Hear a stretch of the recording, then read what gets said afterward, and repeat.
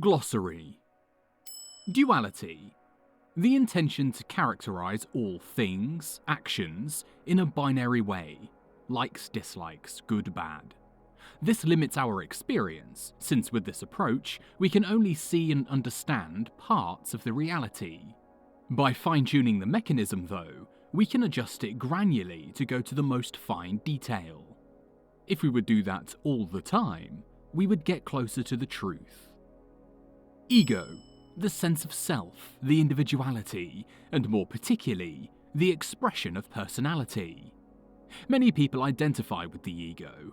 The ego, a program of the mind, is built to preserve the personality aspect of the individuality, so it sees just what is different than itself in others, like in a negative mirror. Clinging to the ego's story, we get to not like anything that is not resembling us, resulting in suffering. Words and language. The way we give names to things, actions, concepts. This action of naming gets us away from experiencing the reality. They realize just a descriptive reality in the conscious mind. Fragmentation, the reality experienced through the intellectual mind, most of it generated by senses stimulation, resulting in emotions and feelings. Opposing to a fragmentary experience is a unitary one where the common thread is realized. This can be done through presence. Presence. Experiencing reality with the whole being, often in silence, without words, and without identification of self, without duality and reflection. You can call it the experience of being.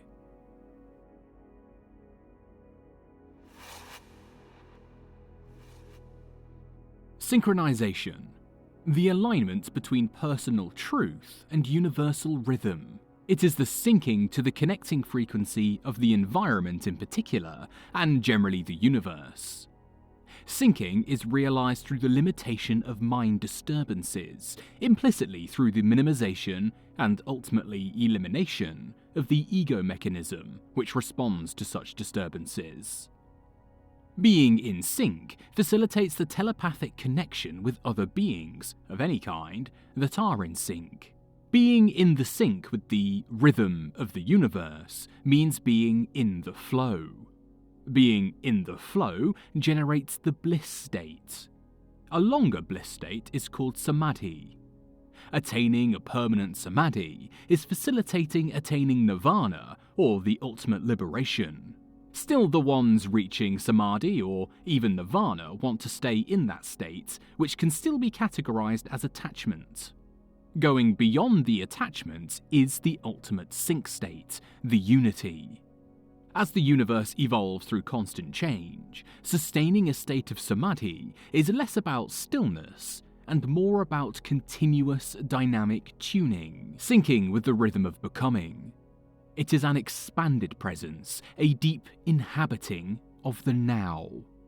For this reason, even this definition is incomplete, not fully accurate, and in continuous need to change, like all the definitions in this volume. Being stuck in ideas expressed by self or others in the past, like the ones in videos, books, including this one, is not inhabiting the deep now, and is not liberation in itself. These can still be a catalyzer, though. Higher mind thinking. The vow and algorithm of awakened presence. It is the practice of moving beyond automatic, reflexive thought into a second clarified awareness. Rooted in listening, recognition, and embodiment, it transforms ordinary cognition into ritualized agency. Key elements of higher mind thinking. Listening presence, attending fully without rushing to reflex or judgment. Recognition of mind patterns, naming the automatic mainstream patterns that arise from conditioning. Second thought, pausing to verify, swaying gently out of reflex into clarity. Embodiment, living as example, showing higher mind thinking through action rather than theory. Agency and blessing, turning communication, business and ritual into vessels of care, transparency, and uplift. In essence, higher mind thinking is the covenant of thought. It is a disciplined, loving way of perceiving and acting that transforms every exchange into a ritual of clarity and resonance. Transcendence. The action of transcending the intellectual loop of thinking, of analysing, and refining of the so-called truth. Ignorance. We tend to notice what contrasts with our own stance, what stands in opposition to what we know or believe. If we recognise something as fiction, we may glimpse the reality beneath. But when faced with reality itself, we often subliminally perceive it as fiction and dismiss it. This is ignorance at play.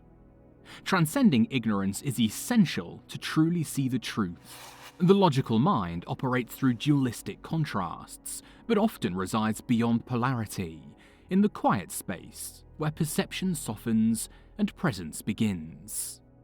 Authority. Leadership, the act of considering someone an expert. In the context of this writing, authority refers to someone or something we follow, be it a person, philosophy, or method. All authority discussed here is anchored in the external. In itself, authority is a false path. Following authority and its methods makes us dependent on that external entity and renders us non-creative, without a mind of our own, living someone else's life. Authority can be external or internal, such as the authority of the ego. See the definition of ego. Any form of authority imposes limits and constrains true freedom. Freedom. Liberation of imposed concepts, actions, and methods of an authority. These might be taken as catalysts, but conforming is the death of creativity and an hindrance for our divine nature. Magic. The hacking of one's reality by seemingly defying natural or universal laws, challenging what a person considers normal. Mind. The sum of mental processes where reality and imagination are shaped. Its looping nature is resident in all things. The mind functions like an algorithm, spinning ideas in cycles, refining, dissecting, returning. This mechanism resembles a spiral.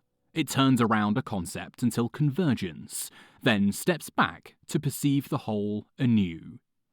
This is why analysis often leads us back, after circling through layers of thought. Deity. The source of emanation, an unnameable presence from which memory and form arise. The divine outflow of God. Trinity. The trifold manifestation of celestial beings, symbolized by a triangle. In Christianity, the Father, Son, and Holy Spirit. Letting go of the officially suggested allegory, the Father could be the light, the Son could be the wisdom, and the Holy Spirit could be the intelligence. All this put in the spiritual sense. God, the supreme creator of all, the divine in all. God is outside and inside us. You might relate to the fact that we probably live inside the mind of God. Unconditional love. The love for everything and everyone expressed without conditions. It is that pure eternal love that is experienced in the original state, when the mind is quiet and the state of unity with all is realized. This kind of pure love is experienced in an abstract way, almost at the atomic, molecular level, having to do with the intelligence of the matter, spirit, the life force, and ultimately what we call God. God is the personification of the universal, unconditional love. Unconditional love can be experienced under certain conditions in the mind, but it does not reside in the mind. It is transcendental, and it is not a physiological construct of the physical, synaptic mind. Unconditional love is not experienced at the level of the human double either, which is too close to form and duality. It emerges through transcendence of identity, often in the casual or spiritual dimensions, where love is no longer reactive, but intrinsic, a field, a presence, a state of being, Presence is the recognition of such love. Even when not consciously perceived, Christianity unfolds as a choreography of synchronization. In the sacred gathering, priests, cantors, and parishioners united in worship, a living bridge is formed between God and humanity through Christ. Christ, the embodiment of eternal, pure, and unconditional love, becomes the thread of divine alignment.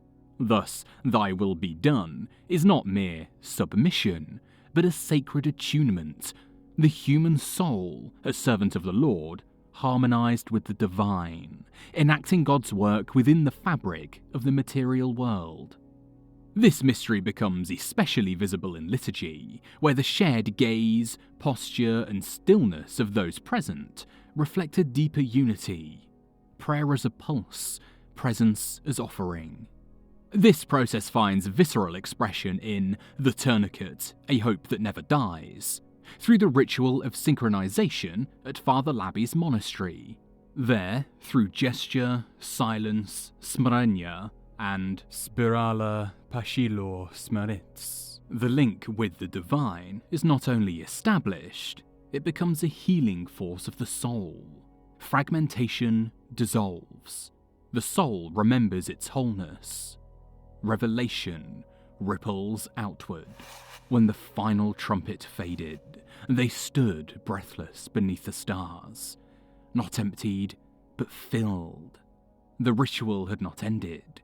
It had entered them, and as they walked back into the world, the rhythm remained, echoing in their steps, in their laughter, in the way they touched the day with reverence and fire.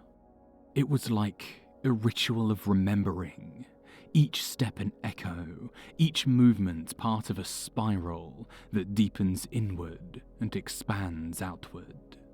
It showed that smrenia is not static. It's a journey, a rhythm, a collective unfolding.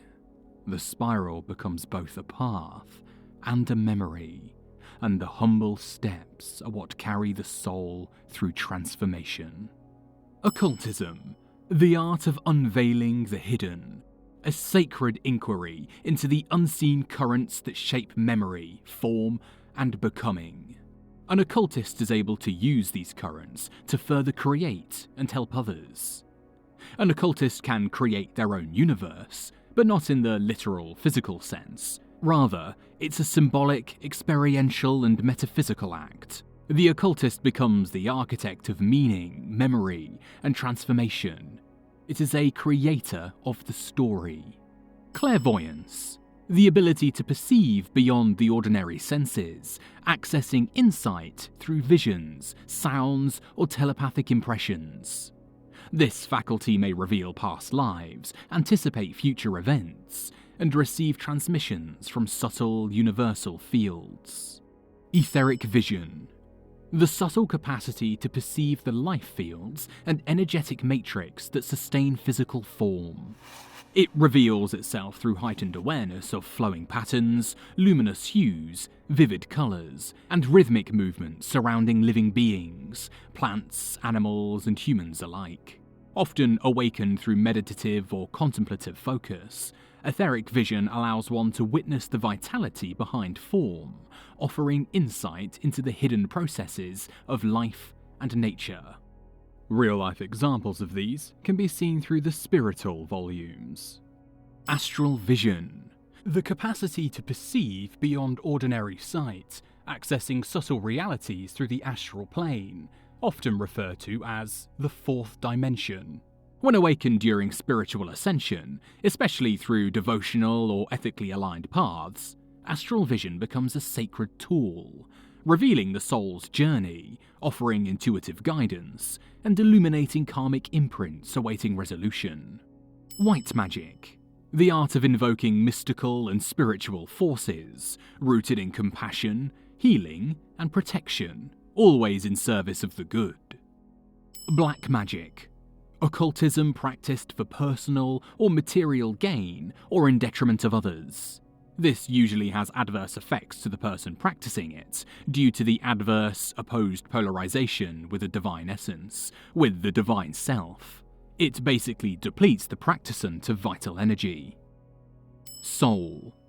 Buddhi, the spiritual soul, carrying the principle of the higher self, the Atman. Soul is an individual instance of spirit. Soul is not in the mind, but is the archetype of the conscious experience of the spirit. When the Buddhi principle is unbalanced, it can manifest as an exacerbated spiritual ego, looking to be exclusive. It tries to protect its pure space, and does not want to be perturbed by others who may consider it impure. Buddhi is an important aspect in different forms of creative expression. When Buddhi is recognized, the connection with the soul, the higher self, is established and creativity blossoms. The person now has the courage to express itself in an authentic way through different creative means. The soul is a spark of the divine, descended through layers of creation to experience and uplift it by remembering its source and reconnecting with it. A feedback loop of the divine, echoing its own return. Spirit. The source, the logos, the intelligence that permeates the universe. When you align with it, you become a vessel for its expression. In doing so, nature regards you as a co-creator, an active participant in the unfolding of life. Elementals. Basic elements or forces of nature of the universe. These can be manipulated by masters in sync with these powers of the universe. It is what occultists have been doing for millennia. The manipulation of elementals for selfish intent is often classified as black magic, while their invocation in service of compassion, healing, and spiritual uplift belongs to the path of mysticism. Elementals are terrified of humans in most parts due to their free will. Humans have the option to act, at least short-term, contrary with their divine essence, coming in contradiction with the intelligence and desire of the elementals to maintain the divine equilibrium. Ascension of the soul, or the so-called soul evolution in the Spirital series, is the spiritual process where an individual raises to a higher level of consciousness by shedding beliefs, emotional traumas, ego patterns of thinking, in order to embody its divine essence. The Spirital series books talks about ascension, raising the frequencies, and the process of sublimation. This same ascent is seen across the Tourniquet series as well, through the mechanism of synchronization. The process ultimately leads to inner equilibrium and the unity with the divine. These aspects are detailed in the Equilibrium and Unity volumes. The 7 Principles of Men. The layered level of human consciousness. They reflect physical and spiritual dimensions. These layers are physical body, etheric double, life force, desired body, mind, spiritual ego, divine essence. If one of these principles is unbalanced by the others, they result in an unbalanced individual. A special case is the one of divine essence. That cannot be truly imbalanced, but its expression can be affected or blocked, leading to spiritual amnesia. Another aspect worth mentioning is that the etheric double is the energetic blueprint of the physical body, also called the linga sharira. It is not to be confused with the astral body, with which it is related. Astral body is more experiential and emotional. It is a subtle layer of consciousness associated with extrasensory perception, including clairvoyance, spiritual healing, the intuitive dimensions of emotion, and even creativity like music. It serves as a vehicle for non-physical experience, and often operates in dream states or altered awareness. The etheric body is the foundation of aura. The etheric body holds the structure and vitality of the physical body, being a channel for the life force, or the so-called energy of life as it is referred to in the Spirital series. Atman, the individual self as part of the universal whole. Brahman. Brahman, the ultimate reality. Realizing that Atman is the same as Brahman is the realization of being one. This realization is key to non-duality. The essential teaching of non-duality is that we are not part or separate from the divine, but we are it. Humans are not a creation or manifestation of the divine, but an expression of it. Christianity. A belief in an omnipresent and omnipotent loving creator. The immortal soul is made in the image of God. The non-duality is expressed in John 10:30. I and the Father are one. There is no reincarnation in Christianity, but there is a spiritual rebirth seen in the model of Christ, through resurrection and union with God. Liberation, salvation, is obtained through the transformative relation with Jesus Christ. Core aspects for these are devotion to Jesus, the study of his teachings, prayer, and the freedom from sin. Hinduism. Non-duality is realized by recognition of the fact that individual self, Atman, is the same as the universal soul, Brahman. Liberation is obtained through the union with the divine, the universal Brahman. Brahman in Hinduism is formless and infinite, and is represented through the universal consciousness. Transcending ego and burning karma are of utmost importance in ascension in Hinduism. Tibetan Buddhism emphasizes non-duality by recognition of pure awareness through compassion and wisdom. The soul has direct access to divinity and can self-realize through ascension. Beings that have realized this truth are Mahatmas and return to this physical dimension to help others. Liberation is obtained through enlightenment, nirvana. The divine reality in Tibetan Buddhism is the emptiness and pure awareness. Pure awareness and transcending illusion is the way to ascend in the Tibetan Buddhism. Gnostics, a different interpretation of spiritual beliefs, especially of the Old Testament. A furious, revengeful god, Yahweh, is seen as a false god, a lower entity being at odds with the creation. The Gospel of Thomas, included in the Gnostic scriptures, reflect a different sense of the truth, with some concepts adopted by the New Age thinking. Even if it reveals obvious and logical aspects of existence, the Gnostics' views are just another subjective way to see things based on a text of unknown origin, which has been likely written based on the understanding the writer had at that moment in time. Platonism. Beliefs and concepts based on Platon's views from his published dialogues, having to do with truth beyond form, unseen archetypes, memory of the divine.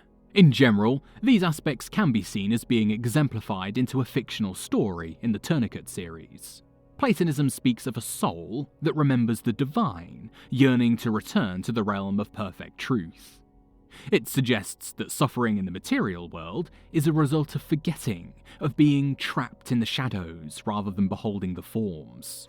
The tourniquet, symbolically, is a device that stops the bleeding, both literally and spiritually. It becomes a cry for salvation, a desperate plea to be saved from inner torment, guilt, or spiritual death. So, the tourniquet could be seen as a symbolic intervention in a moment of crisis that halts the soul's descent into fragmentation and redirects it toward remembrance. In Platonic terms, it's the moment the soul turns away from the cave walls and begins to ascend toward the light. The soul cries out, "Am I too lost to be saved?" Platonism replies, "No. Your suffering is the shadow of your forgotten origin. Turn inward. Remember." Neoplatonism. Mystical and philosophical tradition that came out of Plato's teachings. It has been shaped by thinkers and adepts like Plotinus, Iamblichus, and Proclus. It emphasizes the soul's journey back to a divine source through contemplation, purification, and inner ascent. Ritual, divine symbols, spiritual practices mark this transformation that leads to the ascent of the soul.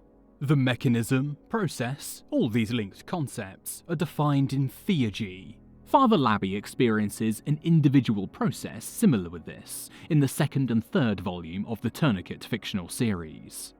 Salvation. In Lark Lauren's books, salvation is not framed as escape or reward, but as a return to equilibrium, a conscious reunion with the divine essence that permeates all existence.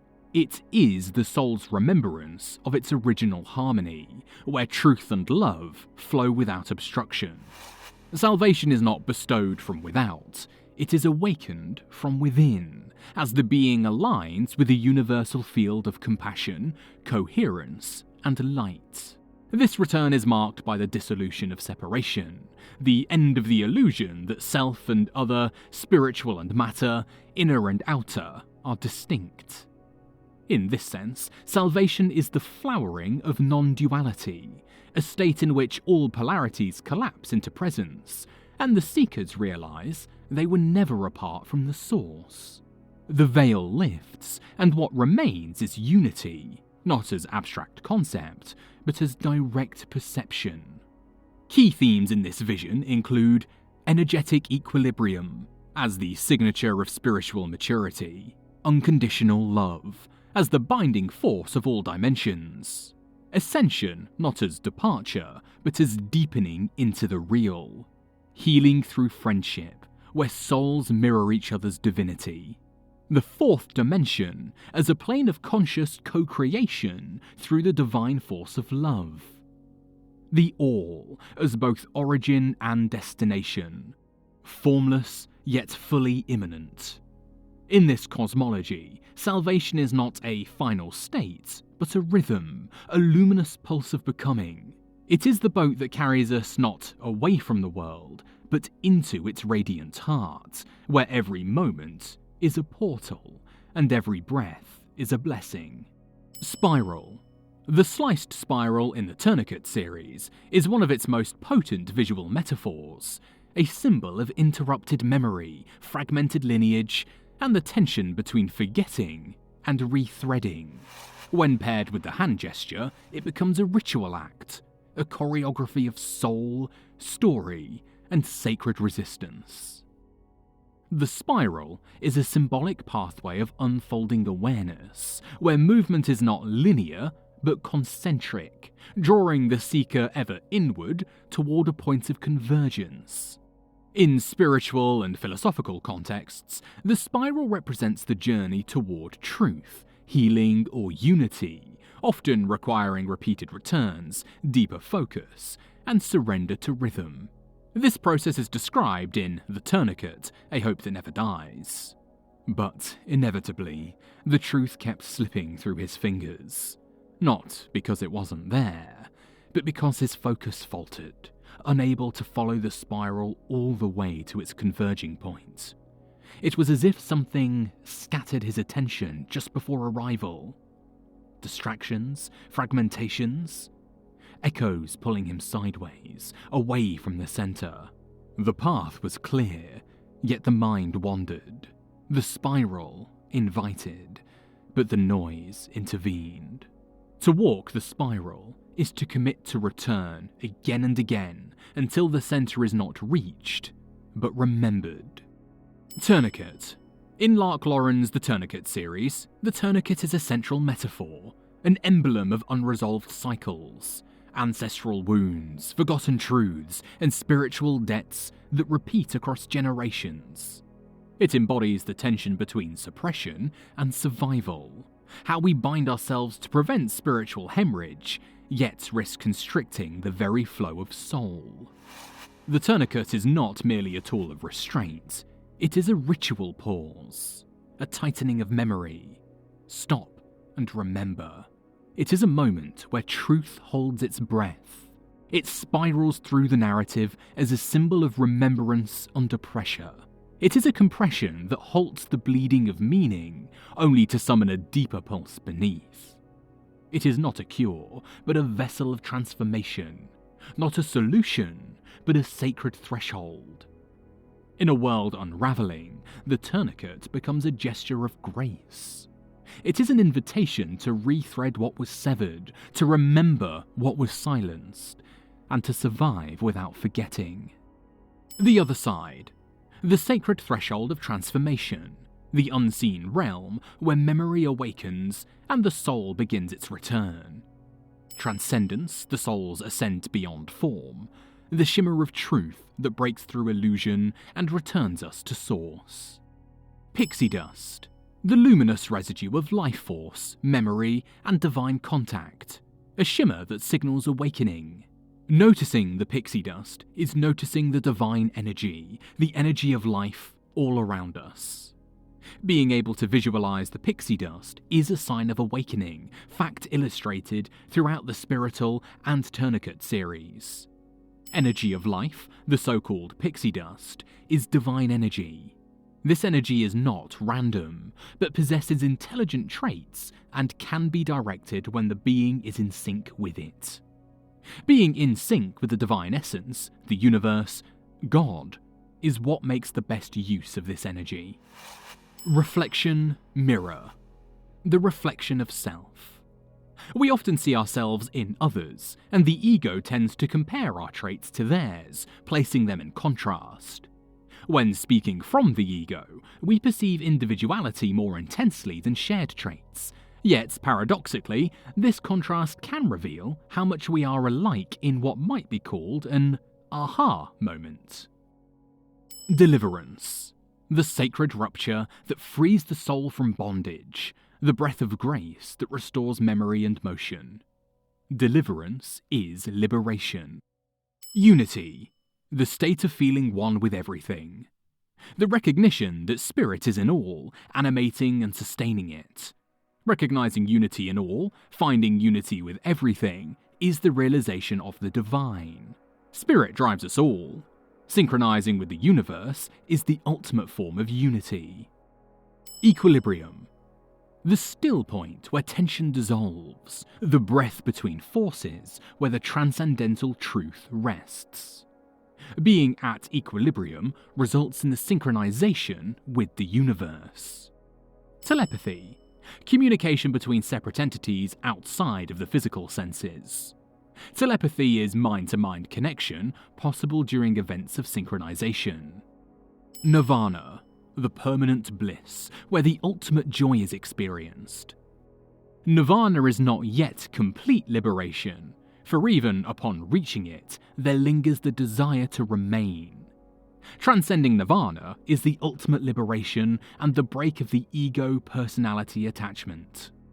Individuality, the soul's signature, a distinct resonance shaped by memory, choice, and becoming. During the ascension of the soul to higher planes, individuality is preserved, but personality fades. Individuality is the wave, distinct yet inseparable from the ocean, that reveals the nature of unity. Personality, the patterned echo of the soul's interface with the world, a constellation of traits shaped by memory, choice, and response. We are all expressions of the same divine source, having a shared essence, but with a distinct signature. Truth, the unveiled essence beneath illusion, the pulse of reality that remains when all veils fall. There is no absolute truth, though. As soon as stories are created in our mind, based on experiences of any kind, neural connections are made. These stories fixate memories. The memories are stored inside these stories. To remember something, you usually have to put it in context, inside its story.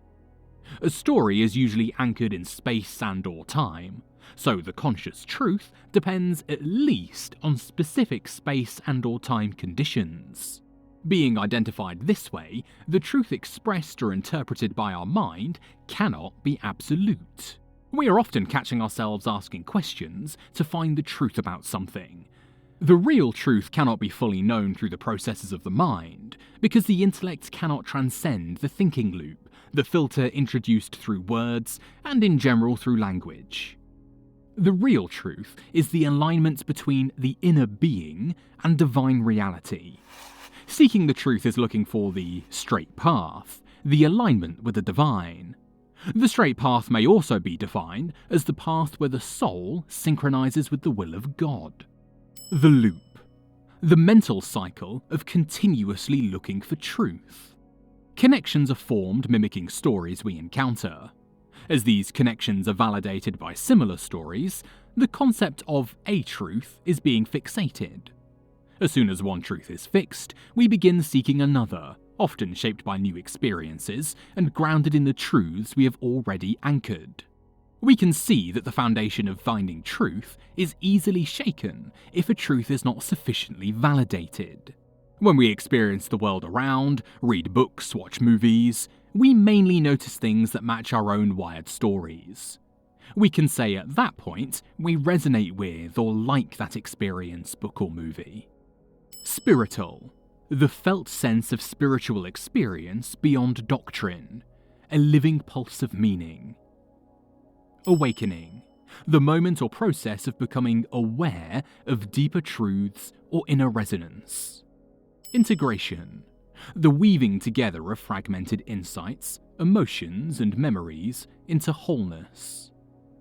Compression, the tension or pressure that precedes transformation, often linked to prior spiritual amnesia.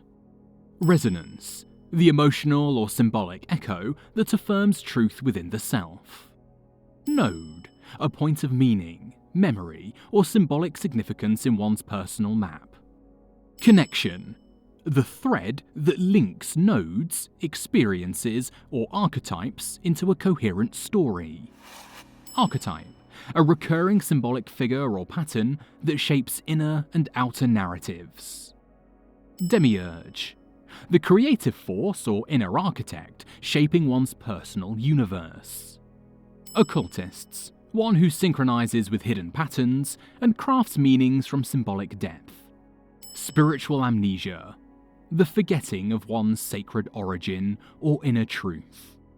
Exile, the experience of separation from one's divine or symbolic home, the result of original fall from paradise. Return, the movement back toward unity, remembrance, and sacred coherence.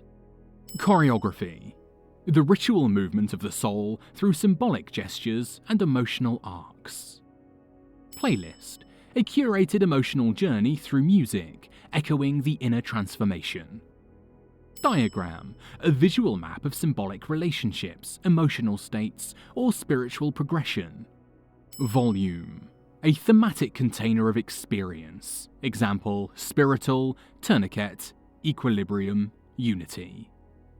Story, the personal myth through which the divine becomes intelligible. Glossary, a living lexicon of one's symbolic language, crafted to evoke and remember. Distributed divinity, the idea that God lives within each personal story, not outside it. Immanence, the presence of the sacred within the ordinary and the self.